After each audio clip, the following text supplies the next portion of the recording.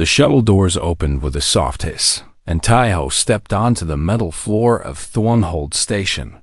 He was a small man, barely 5 feet and 7 inches tall, with neat black hair and round glasses that sat on his nose. He wore a simple gray uniform with the Earth flag on his shoulder. In his hand, he carried a datapad and nothing else dot around him. The station stretched in every direction, like a city made of iron and shadow. Massive pillars held up ceilings so high that clouds of steam gathered near the top. Lights flickered in orange and red, casting long shadows across the trading floors. The air smelled of metal and smoke and something else, something wild, like the smell of a predator's den. The Varak were everywhere. They stood 8 feet tall, some even taller. Their skin was the color of storm clouds, rough and thick like armor. Curved horns grew from their skulls, and their eyes glowed with a faint yellow light. When they walked, the floor shook. When they spoke, their voices rumbled like thunder in the distance. Taiho had read about them, of course. The Varak were hunters, warriors. Their entire culture was built on strength and blood. They respected only power, and they had ruled this sector of space for 1,000 years. They did not respect humans. As Taiho walked through the main corridor, he felt their eyes on him. A group of young Varak stood near a food stall, watching him pass. One of them said something in their language, and the others laughed. The sound was harsh, like rocks grinding together. Taiho kept walking. His face showed nothing. His wristband vibrated softly. A small voice spoke directly into his ear through a hidden speaker.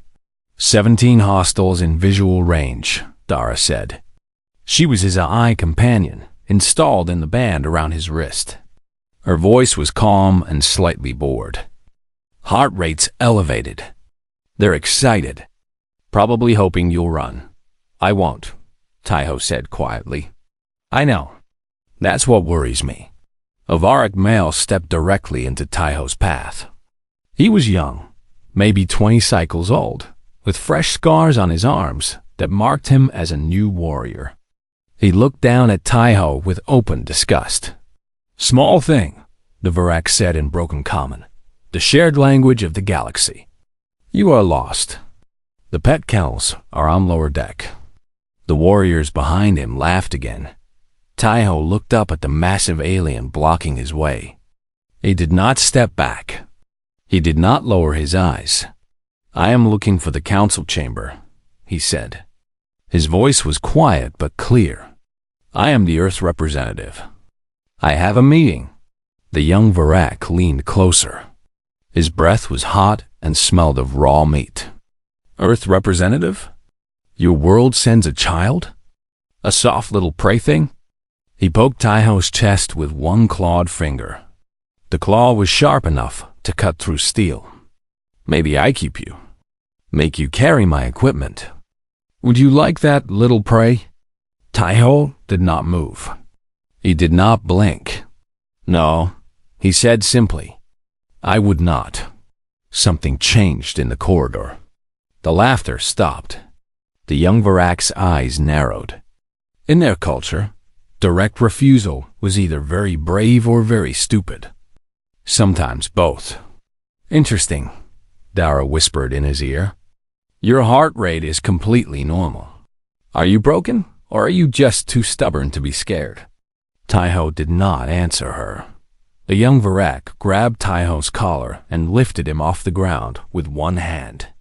Taiho hung there, his feet dangling, still looking directly into the alien's glowing eyes. I could kill you, the Varak growled. Right here. No one would care. No one would punish me. Your people are nothing. Then do it, Taiho said. The corridor went completely silent. Even Dara had nothing to say. The young Varak's face twisted with confusion. This was not how Prey was supposed to act. Prey ran. Prey begged. Prey showed fear. This small human hung in his grip like he was waiting for a bus. Costa. The voice came from behind them.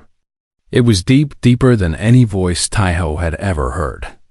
It seemed to vibrate through the metal walls themselves. The young Varacaster went pale. He dropped Taiho immediately and stepped back. His head bowed low. Taiho landed on his feet, straightened his uniform, and turned around. The Varak standing behind him was enormous. Where the others were large, this one was a mountain. He stood nearly 9 feet tall, and his body was covered in old scars. One of his horns had been broken halfway, and his left eye was made of metal, a replacement for one lost long ago. He wore armor made of black metal, decorated with bones and teeth from creatures Taiho could not name. This was Goran, the Alpha Hunter of Clan Irefang. The most feared warrior in the sector. Taiho had seen pictures, but they did not capture the reality. Standing before Goran was like standing before a storm that had learned to walk. Goran looked at Castor with cold yellow eyes. "You test a guest before the feast. That is poor manners, young one." Castor kept his head down. "Forgive me, Alpha. I only leave." Castor laughed. The other young warriors scattered like leaves in wind. Then Goran looked down at Taiho. For a long moment, neither of them spoke. Taiho had to tilt his head back to meet the Alpha's eyes, but he did meet them. He did not look away. Goran's mechanical eye clicked and whirred, scanning him. "Small," the Alpha said. "Soft, no claws. No fangs. No armor." He tilted his massive head. "But you did not fear Castor. Your heart did not race. Your hands did not shake. Should they have?" Taiho asked. Something that might have been interest flickered in Goran's eyes. "Most would say yes. I am not most." Goran studied him for another long moment. Then he made a low rumble that might have been a laugh. "The council chamber is through the east corridor, 4th door on the left. Try not to die before you get there, Earth representative. It would be a waste." He turned and walked away, his heavy footsteps echoing through the station. Taiho watched him go. "Well," Dara said, "that was terrifying. Also, I think he likes you. In a might-eat-you-later kind of way." Taiho adjusted his glasses and started walking again. "Note his interest. It may be useful. You're using the giant murder creature as a potential ally? That's either genius or insanity. Sometimes they are the same thing." The welcome feast at night was held in a great hall filled with fire pits and hanging banners, made from the skins of hunted beasts. Hundreds of Varak gathered at long tables, eating raw meat and drinking something thick and red that Taiho decided not to ask about. He sat alone at a small table near the edge of the hall. No one would sit with him. The other species present, merchants and traders from a dozen worlds, kept their distance too. Being seen with a human might make them look weak. Taiho ate the bread he had brought from his shuttle and drank water from his own bottle. He watched. He listened. He learned. Halfway through the feast, Castor stood up. His friends cheered him on. He walked to Taiho's table and slammed his fist down on the surface. "Human," he growled. "I challenge you. Dominance display. Now." The hall went quiet. Everyone turned to watch. A dominance display was simple. 2 individuals faced each other. One showed aggression. The other either submitted by looking away and bowing or fought. There was no other option. Castor was 7 feet tall and weighed 300 pounds of pure muscle. Taiho was 5'7" and weighed 140 pounds, including his clothes. Every logical calculation said he should submit. Taiho stood up. He faced Castor. He looked directly into his eyes. "No," he said. The hall erupted in whispers. From his table at the center of the room, Goran leaned forward slightly. His mechanical eye focused on the small human who refused to break. And for the first time in a very long time, the Alpha Hunter felt something he had almost forgotten: curiosity. The night after the feast, Taiho sat in his small room and waited for the punishment to come. He had refused Castor's dominance challenge. He had not submitted, but he had not fought either.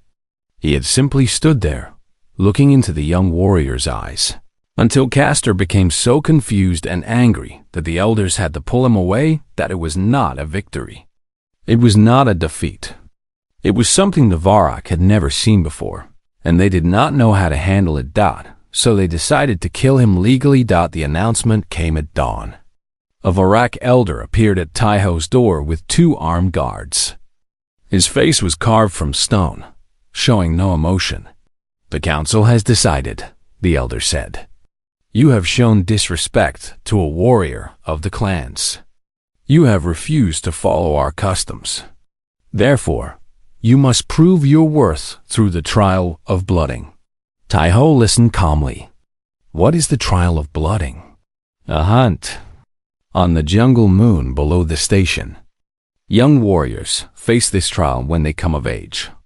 They must survive for 1 full day and kill a thornback beast." The elder's lips curled slightly. "Most young warriors die. You are not a young warrior. You are a small, soft human. You will certainly die, and if I refuse, then Earth's trade petition is denied, and you will be executed for cowardice." Taiho nodded slowly. "When does the trial begin?"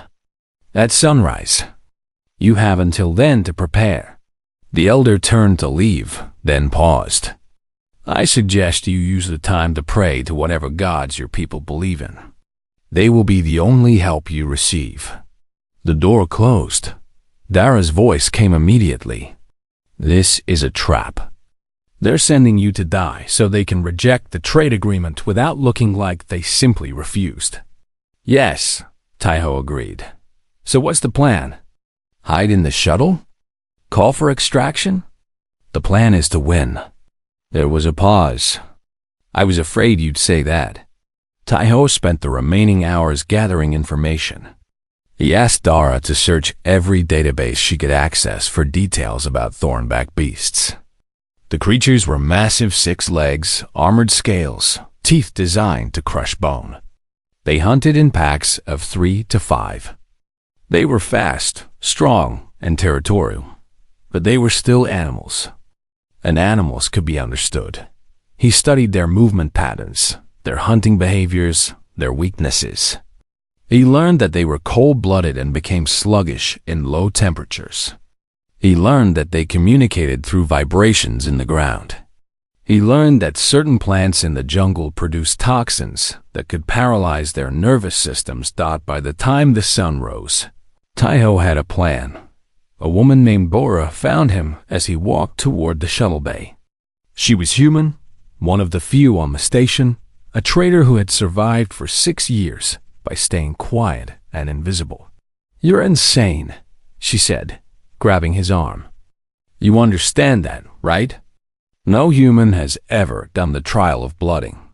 They designed it to kill Varrock teenagers, and half of them don't survive. Then I will be the first human to complete it," Taiho said. "You'll be the first human to get eaten." Taiho gently removed her hand from his arm. "I appreciate the concern, but I did not come all this way to run. Why? For trade agreements? For politics? Is that worth dying for?" Taiho paused. He thought about the question seriously. "My grandmother used to tell me stories," he said finally. "Stories about our ancestors. They were farmers and fishermen. They lived on a small peninsula surrounded by enemies larger and stronger than them. They were invaded many times, conquered many times, but they never disappeared. They never stopped being who they were." He looked at Bora. "She told me that survival is not about being the biggest or the strongest. It is about refusing to quit, about getting up every time you fall, about being too stubborn to die when dying would be easier. That's a nice story. Stories don't stop thornback teeth. No, but stubbornness might." He smiled slightly. "Wish me luck." The jungle moon had no name. The Varrock simply called it the Proving Ground. Taiho stepped off the transport shuttle and felt the humid air hit his face like a wet cloth. The trees around him were massive, their trunks wider than houses, their branches blocking most of the sunlight. Strange sounds echoed from every direction, chirping, howling, things that might have been screams. He carried only a standard survival kit. A knife, a fire starter, some rope, basic medical supplies. Nothing that could realistically kill a THORMBACK. Above him, camera drones floated in the air. The entire station was watching. Young Varak warriors had landed nearby, already spreading out into the jungle with their weapons and war cries. Taiho heard them laughing, betting on how long he would last. 10 minutes, some said. An hour at most. He ignored them and walked into the trees. For the first 2 hours, he did not try to hunt. Instead, he explored. He found a river and followed it upstream, looking for specific plants. He collected bark from a tree with purple leaves. Dara confirmed it contained the nerve toxin he had read about. He found vines strong enough to hold his weight.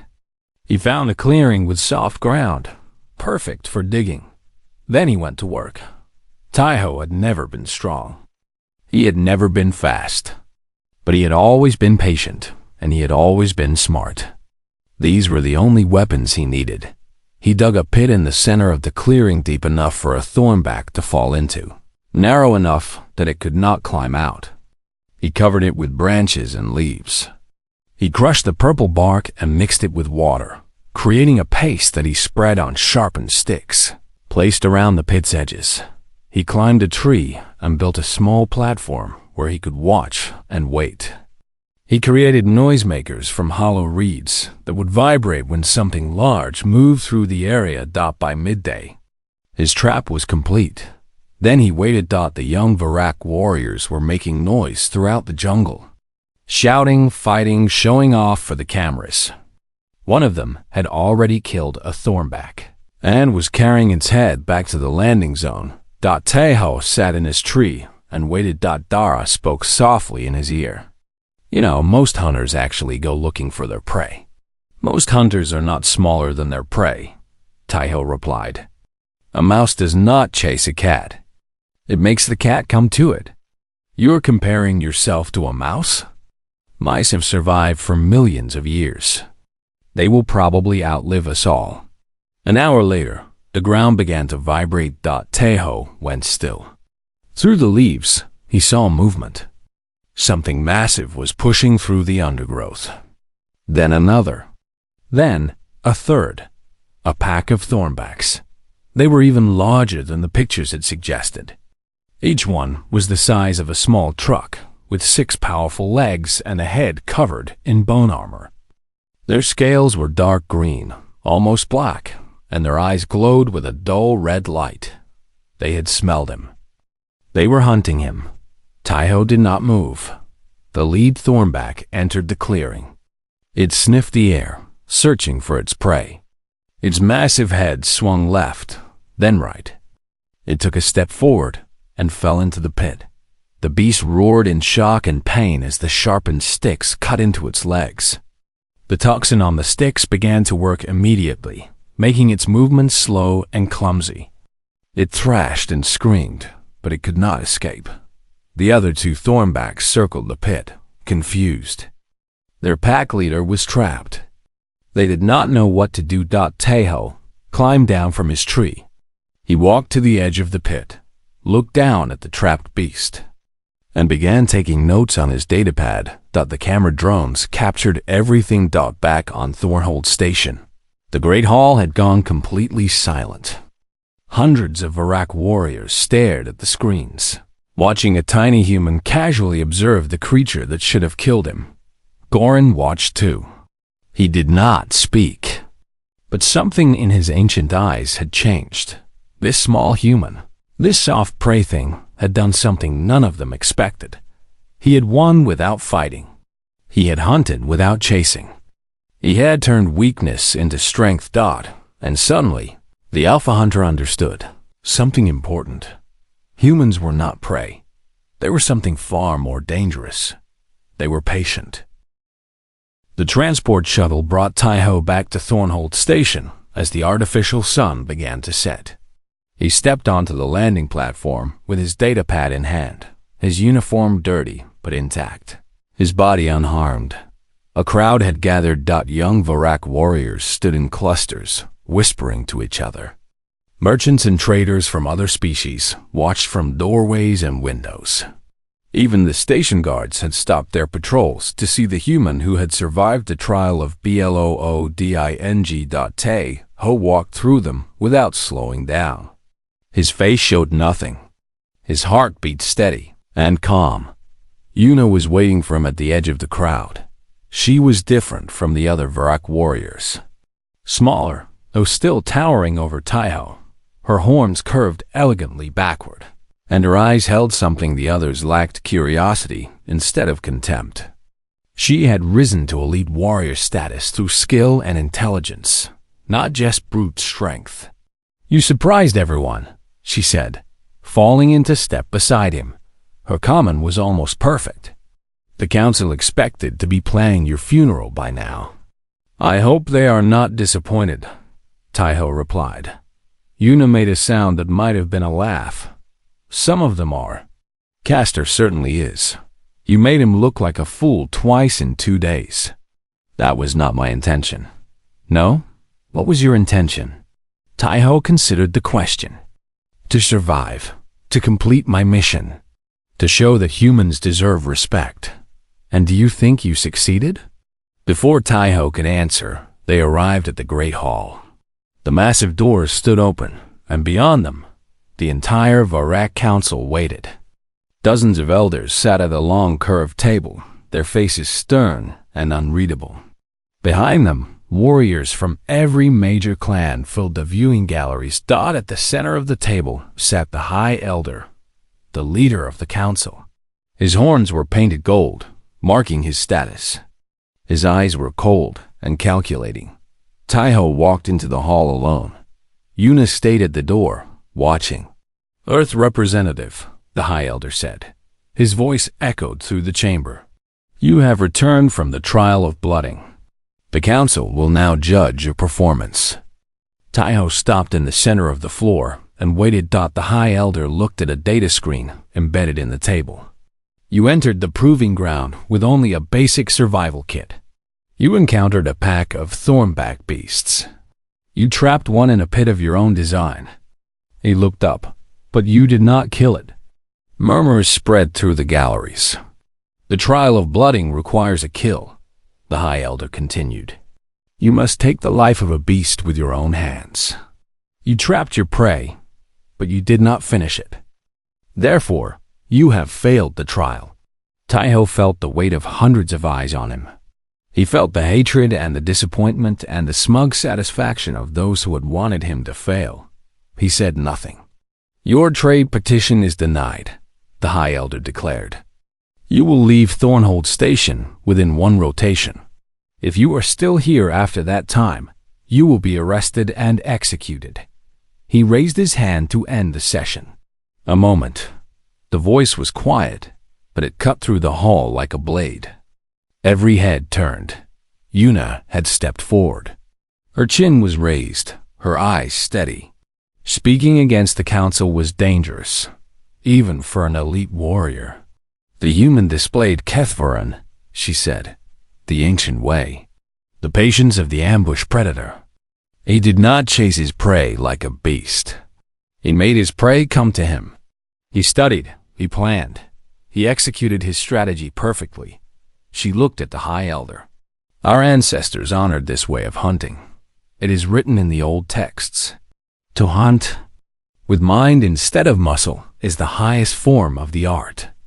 The High Elder's eyes narrowed. "You speak of forgotten traditions, warrior.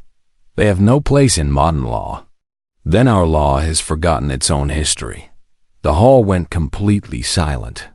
Challenging the High Elder publicly was almost unheard of.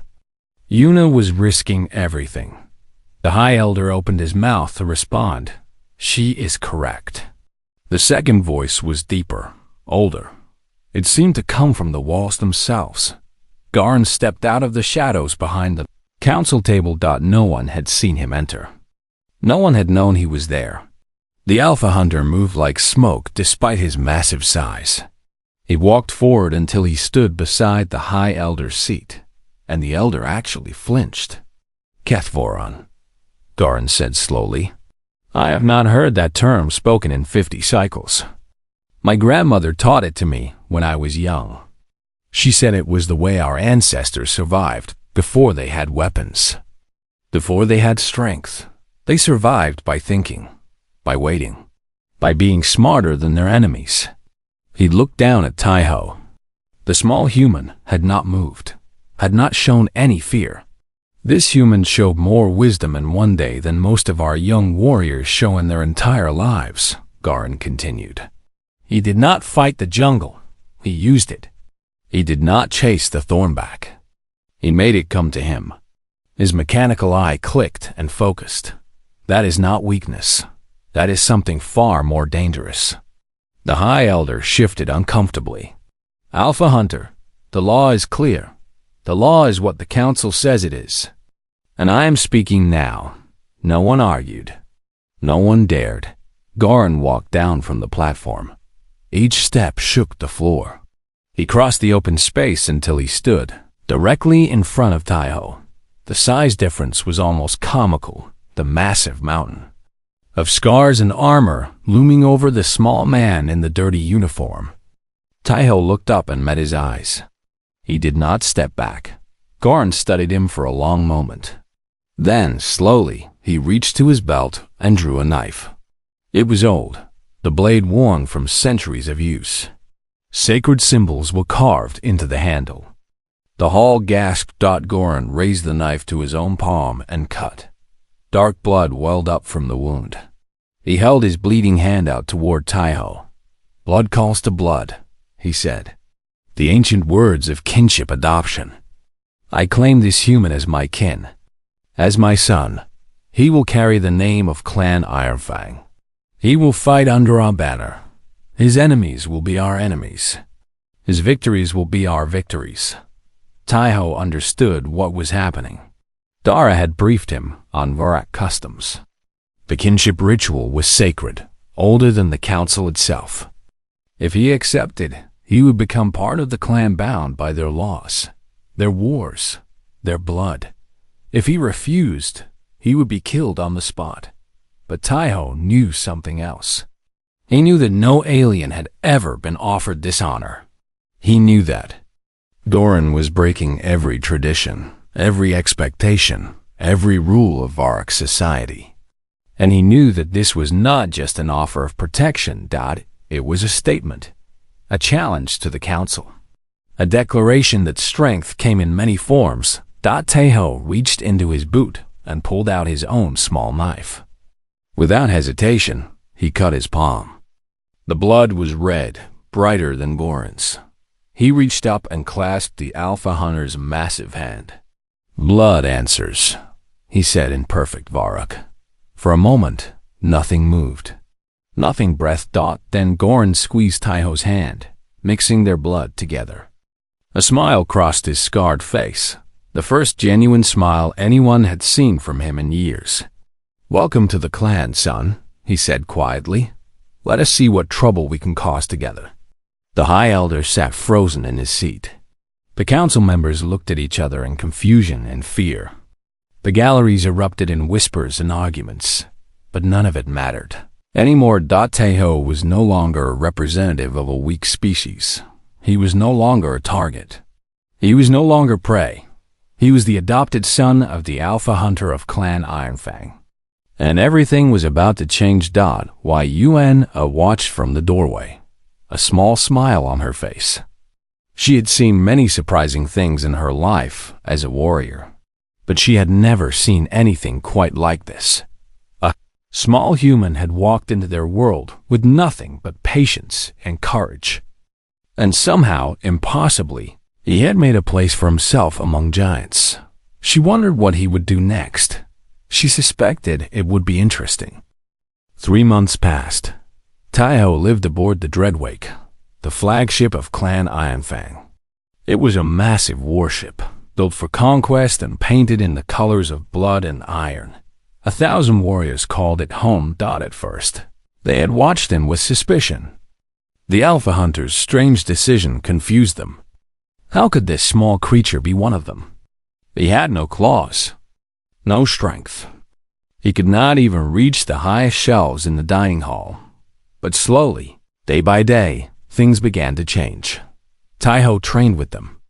He could not match their strength, so he learned to use their momentum against them.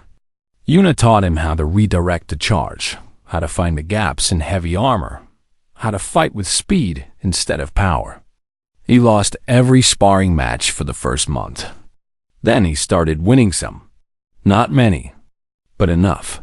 He studied their language until he spoke it better than some native speakers. He learned their history, their customs, their songs. He ate their food, even when it made him sick. He never complained. He never quit. And when they tested him with cruel jokes, with dangerous challenges, with tasks designed to break him, he simply kept going. One morning, a warrior named Torak blocked his path in the corridor. Torak was young and angry, jealous of the attention the human received. "You do not belong here," Torak growled. "You are a pet playing at being a hunter." Taiho looked up at him calmly. "Perhaps. But even a pet can learn to bite. Prove it." Taiho broke Torak's wrist in 3 places before the larger warrior could react. He used a joint lock Yuna had taught him, a technique that turned size into a weakness. Torak screamed and fell to his knees. Taiho stood over him, breathing evenly. "I do not want to be your enemy," Taiho said. "But I am not your prey either. Decide which one you want me to be." After that, the crew of the Dreadwake began to see him differently. Not as an equal, perhaps, but as something worthy of respect. The small human who would not stay down. The patient hunter who struck when you least expected. Garin watched his adopted son with growing pride. He had chosen well. Then the distress signal came. It arrived on a cold morning, screaming through every communication channel on the ship. A human mining colony called Helos 9 had gone silent. The last transmission was garbled and full of static, but a few words came through clearly. "They're inside us. They're changing us. Please help. Please." Then nothing. Taiho was on the bridge when the message played. He heard it, and his blood went cold. Helos 9 was a small colony on a frozen moon in the outer systems. 3,000 people lived there, digging minerals from the ice. It was remote and unimportant, but Taiho's younger cousin worked there. Her name was Jisoo. She was 23 years old, an engineer who had taken the job to pay off her student debts. She sent him messages every few weeks, silly jokes, pictures of the frozen landscapes, complaints about the food. He had not heard from her in 12 days. "We must investigate," Taiho said immediately. "Those are my people down there." Garin's face was grim. "I know what killed that colony, son. I recognize the pattern." "What do you mean?" The Alpha Hunter pulled up records on the main screen. Images appeared, old images, centuries old. They showed Varak warriors fighting against something that barely looked alive. Pale, twisted things that had once been people. Creatures with too many limbs and mouths full of needle teeth. "The pale ones," Garin said. "We thought they were extinct. We hunted them to the last hive 1,000 years ago. But it seems some survived. What are they?" "Parasites. They infect a host body, consume it from within, and then use it as a puppet. They spread from person to person, world to world. In ancient times, they wiped out entire civilizations." Garin's voice was heavy. "There is only one way to stop them. We must destroy the colony from orbit. Glass the entire moon. Kill everything." Taiho felt something cold settle in his stomach. There might be survivors. There might be. But the risk is too great. If even one infected host escapes, the plague will spread. My cousin is down there. Goran looked at him with something like sadness. Then I am sorry, son, truly, but we cannot risk millions of lives to save dozens. Tai-ho stood frozen. His mind raced through possibilities. There had to be another way. There had to be. Then Dara spoke in his ear. I'm picking up a secondary signal. Very faint. Coming from the lower minds of the colony. It's a standard Earth emergency beacon. Survivors? Maybe. The signal is weak, but it's definitely human. And the lower minds are geologically separate from the main colony. If they sealed the tunnels, they might have isolated themselves from the infection. Tai-ho looked at Goran. There are survivors. In the lower minds. My AI detected their signal. Goran shook his head slowly. Even if there are, reaching them would be suicide. The surface colony is overrun. Anyone who goes down there will face hundreds of infected hosts. Then I will go alone. I forbid it. Tai-ho met his adopted father's eyes. You taught me that blood protects blood. Those are my blood, Goran, my people, my family. I cannot abandon them while I'm safe up here. You will die. Maybe, but I will die trying. He stood straighter. You chose me because I do not give up. Because I refuse to accept defeat. If you truly believe I am your son, then you must let me be who I am. Goran stared at him for a long moment. The bridge was completely silent. Every warrior watched, waiting. Finally, the Alpha Hunter nodded slowly. Then go, son of Irefang. Show them what humans are made of. The shuttle dropped through the atmosphere of Helos 9 like a falling star. Tai-ho sat alone in the cargo bay, checking his equipment. A flamethrower, a sealed suit, a medical kit. The pale ones cannot survive fire, Dara reminded him. Their bodies are mostly water and infected tissue. Flame kills them quickly, but you will need to get close to use the thrower. How close? Very. Tai-ho smiled grimly. Then I will get very close. The shuttle landed on a frozen plateau near the Maya entrance. Tai-ho stepped out into the cold and immediately saw them. The infected. They shambled across the ice, dozens of them, maybe hundreds. Their bodies were twisted and wrong, their skin pale and stretched over new bone growths. Some had extra arms. Some had faces that were no longer human. They saw him. They began to move toward him. Tai-ho walked forward. The next 6 hours were the worst of his life. He moved through corridors filled with nightmares. He burned things that screamed in voices he recognized. He sealed doors and crawled through vents and kept going when every instinct told him to run. 3 times he was almost caught. 3 times he escaped by fractions of seconds. Finally, he reached the lower mines. 37 survivors waited behind a sealed door. They had built barricades for mining equipment. They had rationed their food and water for 12 days. They had listened to their friends and family die above them, helpless to do anything. When the door opened and they saw a single small human standing there, they did not believe it. My name is Tai-ho, he said.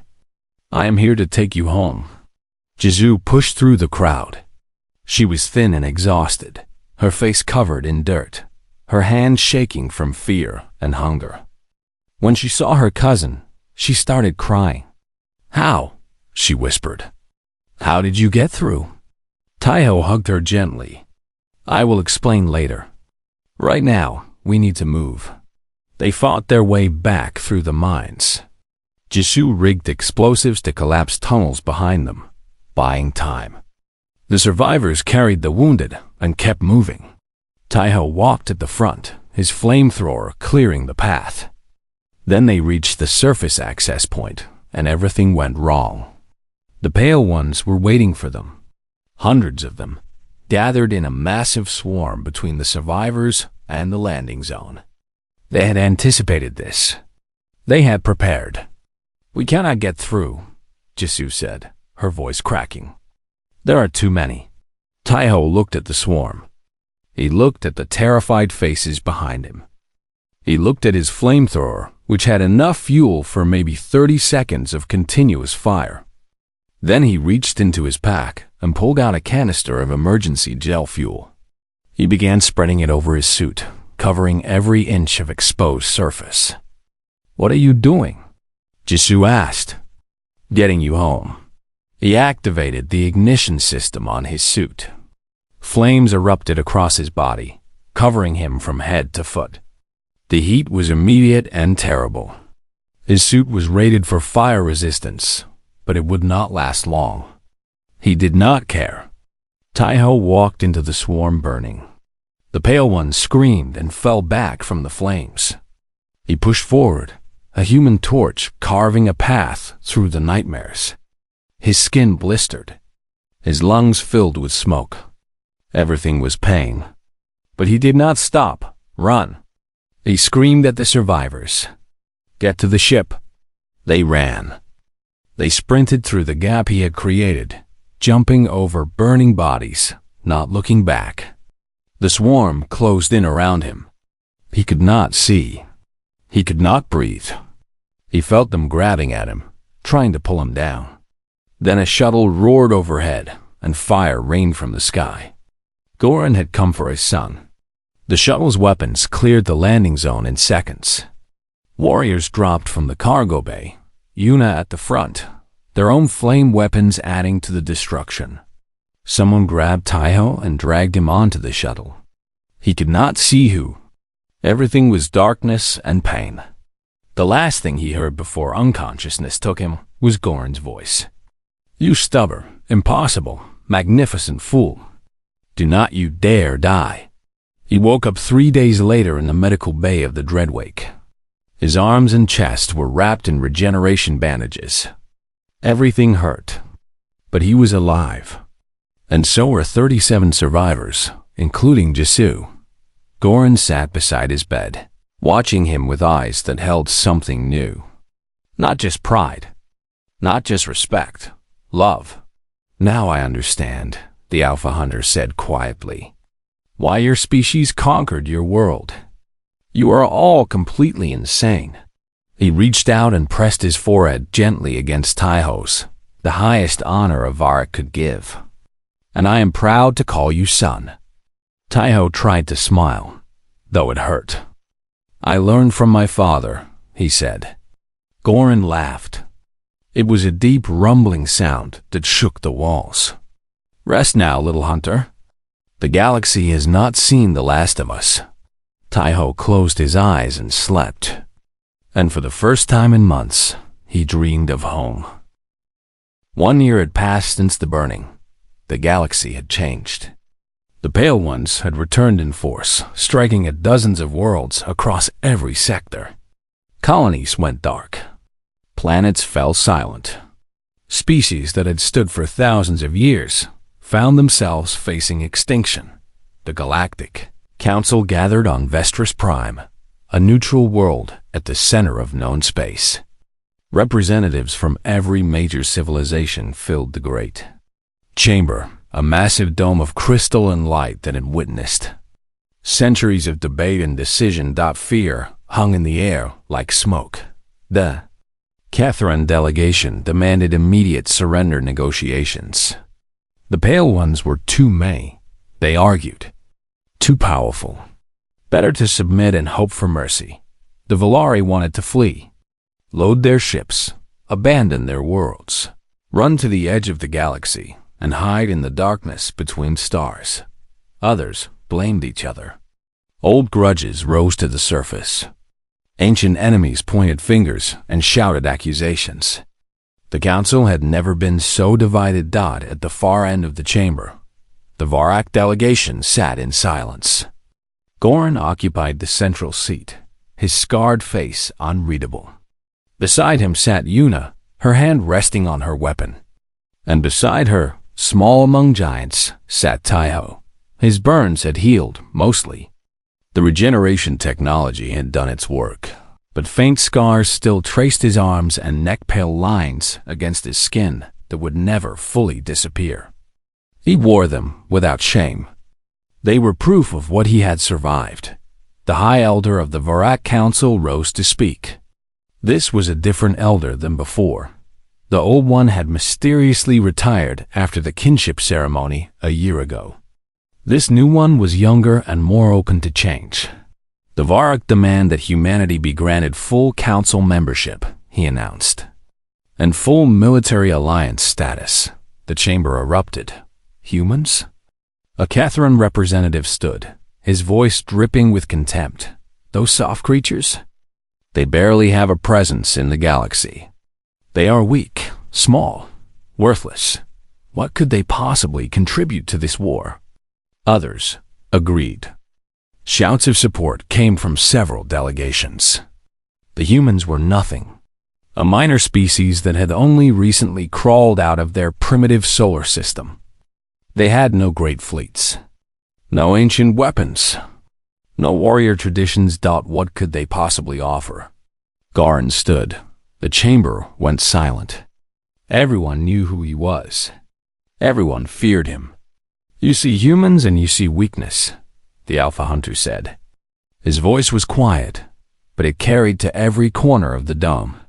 You see their soft bodies, and their short lives, and their small size, and you assume they are prey.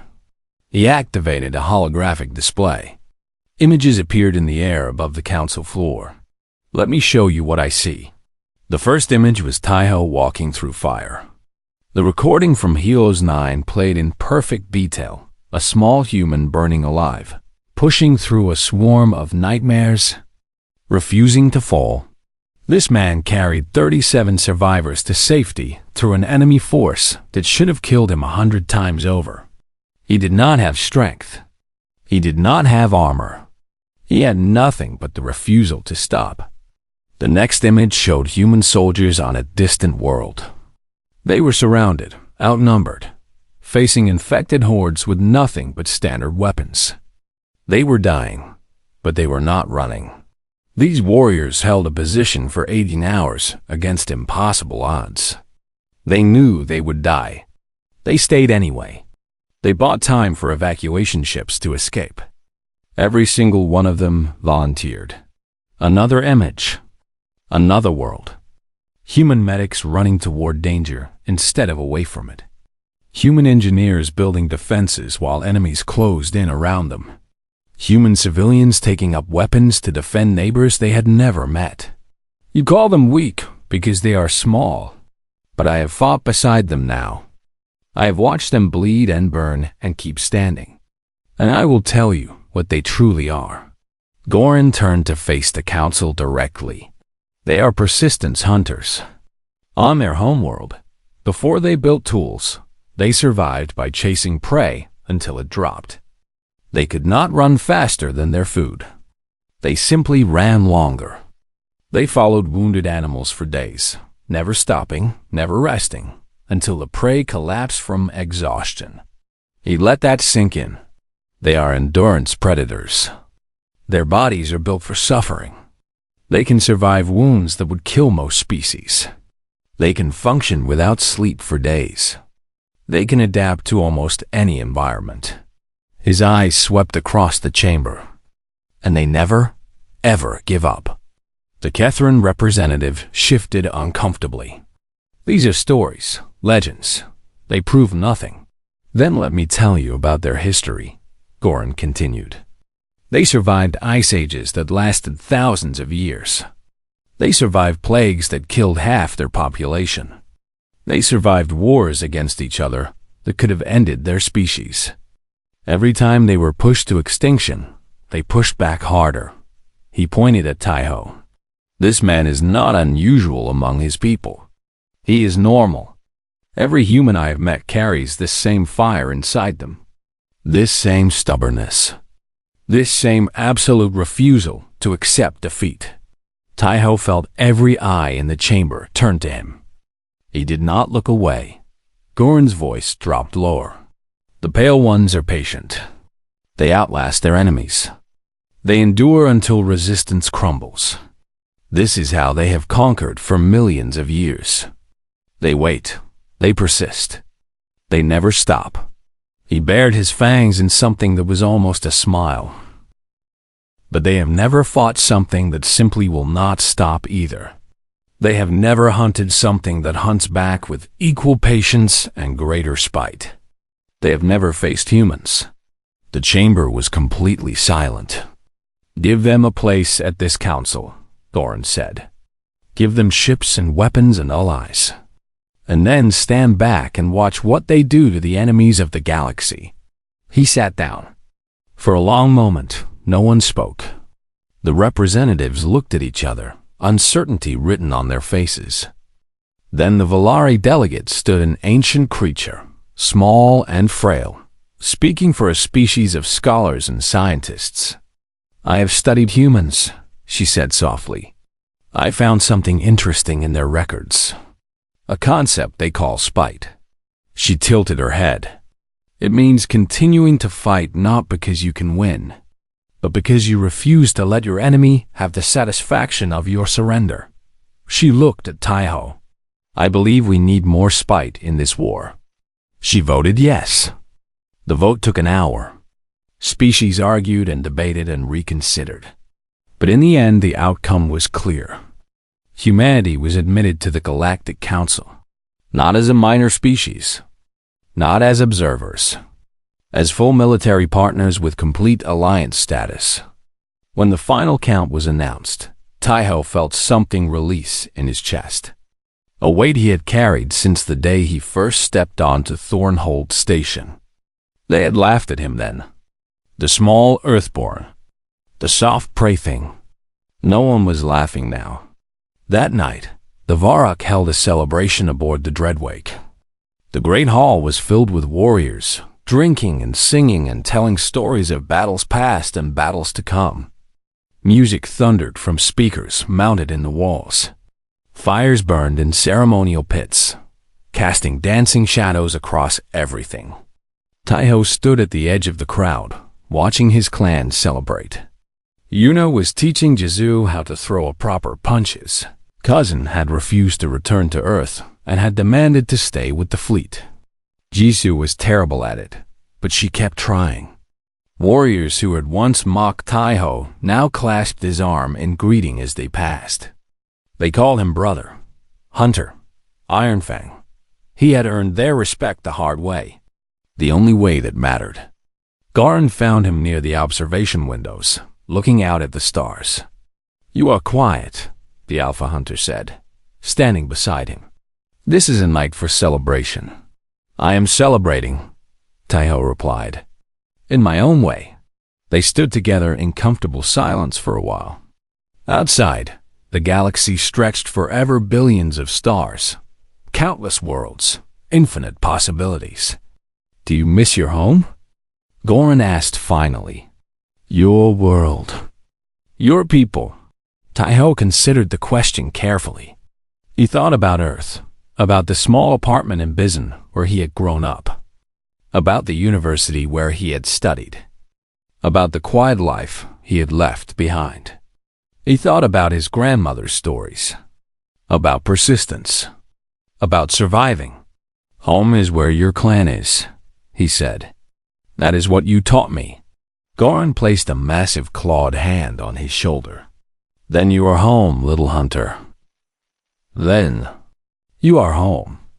Taiho looked up at his adopted father, the mountain of scars and strength, who had seen something in a small human that no one else could see, who had taken a chance, who had changed everything. "Thank you," he said, "for believing in me." Goran's mechanical eye whirred as he looked down. "I did not believe in you. I saw you.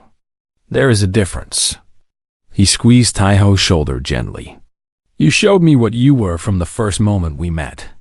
I simply paid attention." The celebration continued behind them. Laughter and music and the sounds of warriors at peace. But beyond the windows, the galaxy waited. The pale ones were still out there. Of dear ones were still out there.